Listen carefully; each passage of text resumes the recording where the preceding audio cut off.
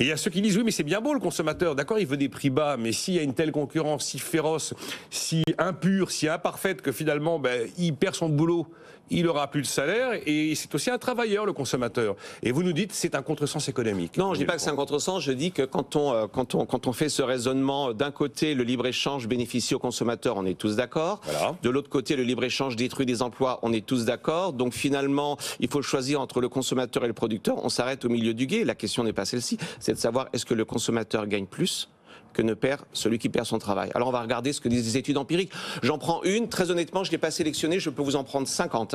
Mais la plus récente, faite par la Réserve fédérale. Donc c'est quand même pas n'importe qui. Donald Trump, dans son grand génie, décide de taxer les machines à laver coréennes. C'est très concret.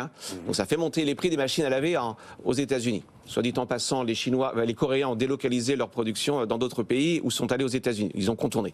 Ça coûte à peu près chaque année aux contribuables américains, c'est documenté, 1,5 milliard de dollars. Ça, c'est le coût du protectionnisme. Donc on pourrait dire, ça c'est le mauvais côté.